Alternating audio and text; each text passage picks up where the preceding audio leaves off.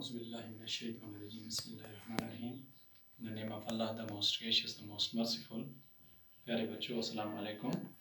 आज 7th class का जो हमने कंटिन्यू किया था लेसन लाल देद, उसकी एक्सरसाइज में आपको लोगों को कराऊंगा। हालांकि इसकी ज़रूरत नहीं थी क्योंकि हमने बहुत अच्छी तरीके से इसको पढ़ा था इस लेसन को, लेकिन फिर भी आपको कहीं दिक्कत आएगी उसके लिए मैंने सारी एक्सरसाइज, सारे सवाल जो थे वो मैंने लिखे हैं। इससे आगे इसका लैंग्वेज वर्क है, ग्रामर वर्क है, वो भी हम साथ करेंगे, उसके लिए भी एक लेक्चर होगा। तो आज जो इसका एक्सरसाइज है, आप निकालेंगे अपनी बुक का पेज नंबर 11 और पेज नंबर 11 पे इसका ऊपर जो है वर्किंग विद द टेक्स्ट, इन सवालों में से इसी जो आपने पढ़ी है पोएम, ये लाल दर्द के बारे में जो हमने पढ़ा, इसी से निकले हैं सारे ये सवाल। और अगर आपने अच्छी तरीके से अंडरस्टैंड किया होगा, आप खुद भी लिख सकते हैं। अगर आपको कहीं दिक्कत आएगी उसके लिए मैंने सारे सवालों के जवाब लिखे हैं। आप इस वीडियो को रिकॉर्डिंग को देख करके साथ में कॉपी में नोट करते जाएंगे तो अपना नोट मेंटेन करेंगे। जैसे आप पेज नंबर 11 में पहला है question number 1, what are the titles given to Lal Ded, यानी लाल देद को कौन कौन से टाइटल्स, जैसे परसों मैंने बताया था आपको एप्लीकेशंस टाइटल्स कौन कौन से दिए गए हैं। तो क्वेश्चन नंबर 1 है, इसका आंसर है the various titles given to Lal Ded और Lal Arifa, Lalleshwari, Lalla and Lalit. These are the titles that are given to Lal Ded. उसके बाद क्वेश्चन नंबर 2 है, why did she leave her in laws, उसने अपना ससुराल क्यों छोड़ दिया, क्या वजह बनी। Lal Ded left her in laws and took sannyas, that is renunciation, at the age of 24, 24 साल की उम्र में उसने अपना ससुराल छोड़ दिया और संन्यास अख्तियार किया। बिकॉज, क्योंकि हर मैरिड लाइफ प्रूव्ड अनहैप्पी, क्योंकि उसकी जो जिंदगी थी वो अनहैप्पी थी, नाखुश जिंदगी थी, यानी तकलीफों से भरी हुई जिंदगी उसकी थी ससुराल में शादी के बाद, due to the ill treatment of her in-laws, उसके ससुराल में जो उसके साथ बहुत बुरा सलूक होता था, जो उसके साथ वहां पे तंगी होती थी, उसकी वजह से वो तंग आ गई, जो लाइफ उसकी उसे खुश नहीं रख पाई और इस वजह से उसने संन्यास अख्तियार किया। क्वेश्चन नंबर 3 है, where did she go and what did she do, वो कहां गई और उसने क्या किया। शी टुक संन्यास, उसने संन्यास ले लिया, ठीक है। And left worldly pursuits and pleasures, दुनिया की खुशी, दुनिया की दौलत वगैरह जिंदगी छोड़ दी। टू नो गॉड, किसके लिए, इन सर्च ऑफ गॉड, अल्लाह को ढूंढने के लिए, अल्लाह को ढूंढने के लिए उसने कहा कि दुनिया से कुछ भी नहीं मिलने वाला है, यहाँ तंगी तंगी है, यहाँ कोई प्यार मोहब्बत, कोई भाईचारा है नहीं है एक दूसरे के लिए, यहाँ सिर्फ क्या है, हिर्स और लालच है, जिसकी वजह से उसको इतना तंग किया, उसको सताया गया। क्योंकि अगर हारमोनी होती उसको कोई नहीं सताता, अगर पीस एंड लव की बात होती उसको कोई नहीं सताता, लेकिन उसे इस तंगी की वजह से उसने कहा कि दुनिया से कुछ नहीं मिलने वाला है। She took sannyas and left pursuits, worldly pursuits and pleasures to know God. She, उसके बाद दूसरा पार्ट इसी सवाल का है कि what she, where she go, यानी उसके बाद गई कहां, वो किया उसने क्या हो गया ये कि उसने दुनिया को छोड़ दिया, संन्यास ले लिया, गई कहां।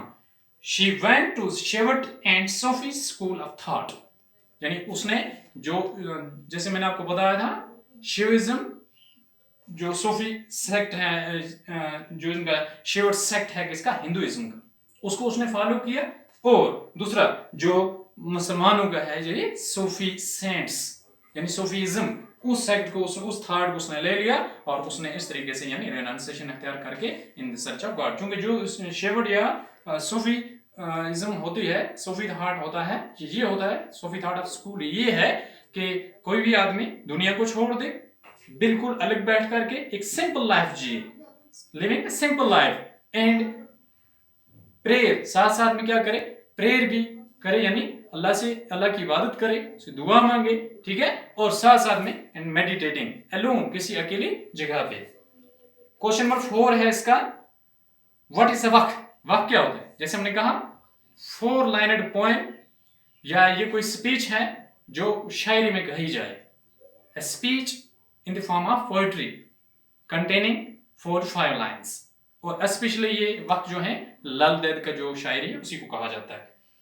A work is a saying or speech of mystic poetry of लाल देद, ठीक है, पॉपुलरली known as लाल वक्त।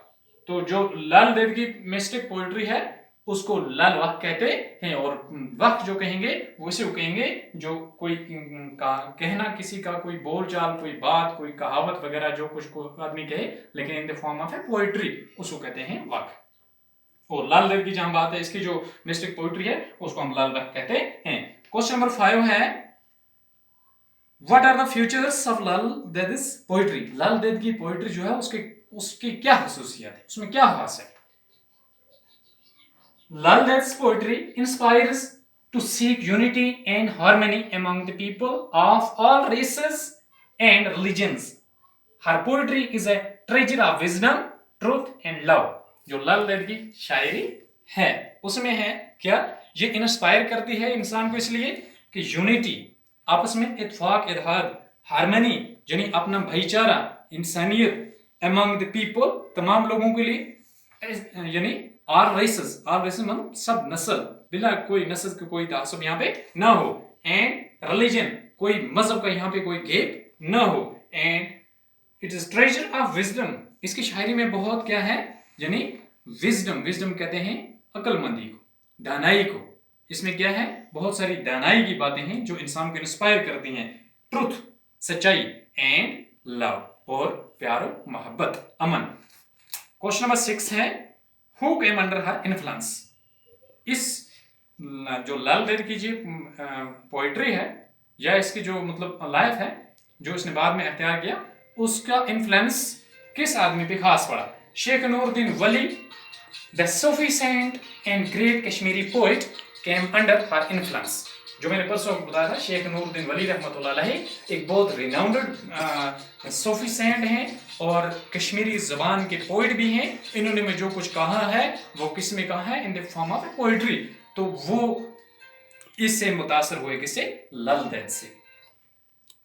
लास्ट क्वेश्चन है question number 7, who translated her poetry into English. English ज़बान में इसकी पोइट्री को, लाल देद की पोइट्री को किसने ट्रांसलेट किया है। लाल देद's poetry has been translated into English by Richard Temple, J. Lal Cole, Coleman Parks, J. Shri Odin and Neeraj Mattoo. ये वो लोग हैं जिन्होंने इसकी शायरी को, इसके वक्स को कश्मीरी जुबान से ट्रांसलेट किया, किसमें, इंग्लिश में। ठीक है, आप इस तरीके से ये सारा नोट प्रिपेयर कर सकते हैं इसके एक्सरसाइज।